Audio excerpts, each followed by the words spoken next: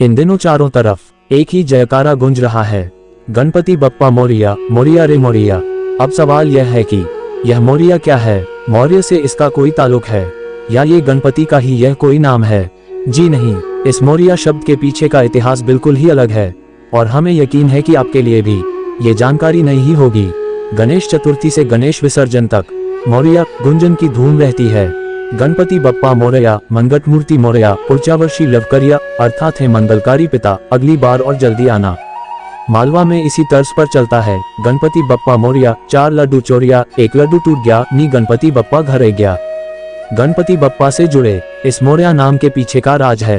एक गणेश भक्त कहते हैं कि 14वीं सदी में पुणे के समीप चिंचवड़ में मोरया गोसावी नाम के सुविख्यात गणेश भक्त रहते थे। चिंचवड़ में इन्होंने कठोर गणेश साधना की। कहा जाता है कि मोरया गोसावी ने यहाँ जीवित समाधि ली थी। ये तो हम जानते ही हैं कि भारत में देवता ही नहीं भक्त भी पूजे जाते हैं। आस्था के आगे तर्क, ज्ञान, बुद्धि जैसे उपकरण काम नहीं करते। आस्था के सूत्रों की तलाश इतिहास के पन्नों पर नहीं की जा सकती। आस्था में तर्क बुद्धि नहीं, महिमा प्रभावी होती है। प्रथम दृष्टया तथ्य तो यही कहता है कि गणपति बप्पा मोरया के पीछे मोरया गोसावी ही हैं। दूसरा तथ्य ये कहता है कि मोरया शब्द के पीछे मोरगांव के गणेश हैं। मोरया गोसावी के पिता वामन भट्ट और मां पार्वतीबाई 16वीं सदी मतांतर से 14वीं सदी में कर्नाटक से आकर पुणे के पास मोरगांव नाम की बस्ती में रहने लगे। वामन भट्ट परंपरा से गाणपत्य संप्रदाय के थे। प्राचीन काल से हिंदू समाज शैव, शाक्त, वैष्णव और गाणपत्य संप्रदाय में विभाजित रहा है। गणेश के उपासक गाणपत्य कहलाते हैं। इस संप्रदाय के लोग महाराष्ट्र, गोवा और कर्नाटक में ज्यादा हैं। गाणपत्य मानते हैं कि गणेश ही सर्वोच्च शक्ति हैं। इसका आधार एक पौराणिक संदर्भ है। उल्लेख है कि शिवपुत्र कार्तिकेय ने तारकासुर का वध किया। उसके तीनों पुत्रों तारकाक्ष, कामाक्ष और विद्युन्माली ने देवताओं से प्रतिशोध का व्रत लिया। तीनों ने ब्रह्मा की गहन आराधना की।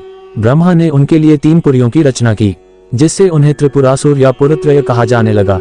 गाणपत्यों का विश्वास है कि शिवपुत्र होने के बावजूद त्रिपुरासुर वध से पूर्व शिव ने गणेश की पूजा की थी, इसलिए गणपति ही परमेश्वर हुए। बहरहाल गाणपत्य संप्रदाय के वामन भट्ट और पार्वतीबाई मध्यकालीन आप्रवासन के दौर में पुणे के समीप मोरगांव में यूं ही आकर नहीं बस गए होंगे। मोरगांव प्राचीन काल से ही गाणपत्य संप्रदाय के प्रमुख स्थानों में रहा है और शायद इसीलिए दैवयोग से प्रवासी होने को विवश हुए।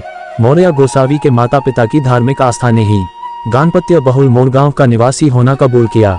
इस आबादी को मोरगांव नाम इसलिए मिला क्योंकि समूचा क्षेत्र मोरों से समृद्ध था। यहाँ गणेश की सिद्ध प्रतिमा थी, जिसे मयूरेश्वर कहा जाता है। इसके अलावा 7 अन्य स्थान भी थे जहाँ की गणेश प्रतिमाओं की पूजा होती थी। थेऊर, सिद्धटेक, रांजगांव, ओझर, लैन्याद्री, महर और पाली अष्टविनायक यात्रा के 8 पड़ाव हैं। गणेश पुराण के अनुसार दानव सिंधु के अत्याचार से बचने के लिए देवताओं ने श्री गणेश का आह्वान किया। सिंधु संहार के लिए गणेश ने मयूर को अपना वाहन चुना और 6 भुजाओं वाला अवतार लिया। मोरगांव में गणेश का मयूरेश्वर अवतार ही है। इसी वजह से इन्हें मराठी में मोरेश्वर भी कहा जाता है। कहते हैं वामन भट्ट और पार्वती को मयूरेश्वर की आराधना से पुत्र प्राप्ति हुई। परंपरानुसार उन्होंने आराध्य के नाम पर ही संतान का नाम मोरया रख दिया। मोरया भी बचपन से गणेश भक्त हुए। उन्होंने थेऊर में जाकर तपश्चर्या भी की थी, जिसके बाद उन्हें सिद्धावस्था में गणेश की अनुभूति हुई। तभी से उन्हें मोरया अथवा मोरबा गोसावी की ख्याति मिल गई। उन्होंने वेद, वेदांग, पुराणोपनिषद की गहन शिक्षा प्राप्त की। युवावस्था में वे गृहस्थ संत हो गए। माता पिता के स्वर्गवास के बाद वे पुणे के समीप पवना नदी किनारे चिंचवड़ में आश्रम बनाकर रहने लगे। इस आश्रम में मोरया गोसावी अपनी धार्मिक आध्यात्मिक गतिविधियां चलाने लगे। उनकी ख्याति पहले से भी अधिक बढ़ने लगी। समर्थ रामदास और संत तुकाराम के नियमित तौर पर चिंचवड़ आते रहने का उल्लेख मिलता है, जिनके मन में मोरया गोसावी के लिए स्नेहयुक्त आदर था। मराठियों की प्रसिद्ध गणपति वंदना, सुखकर्ता दुखहर्ता वार्ता विघ्नाची की रचना संत कवि समर्थ रामदास ने चिंचवड़ के इसी सिद्ध क्षेत्र में मोरया गोसावी के सानिध्य में की थी। चिंचवड़ आने के बावजूद मोरया गोसावी प्रतिवर्ष गणेश चतुर्थी पर मोरगांव स्थित मंदिर में मयूरेश्वर के दर्शनार्थ जाते थे। कथाओं के मुताबिक मोरया गोसावी श्री गणेश की प्रेरणा से समीपस्थ नदी से जाकर एक प्रतिमा लाए और उसे चिंचवड़ के आश्रम में स्थापित किया। बाद में उन्होंने यहीं पर जीवित समाधि ली। उनके पुत्र चिंतामणि ने बाद में समाधि पर मंदिर की स्थापना की।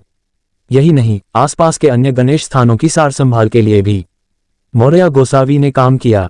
अष्टविनायक यात्रा की शुरुआत भी मोरया गोसावी ने ही कराई और इस कड़ी के प्रथम गणेश मयूरेश्वर ही हैं। अर्थात अष्टविनायक यात्रा की शुरुआत मयूरेश्वर गणेश से ही होती है। आपको यह वीडियो कैसी लगी हमें कमेंट सेक्शन में जरूर बताएं। साथ ही चैनल को लाइक, शेयर और सब्सक्राइब जरूर करें। ओम गणेशाय नमः।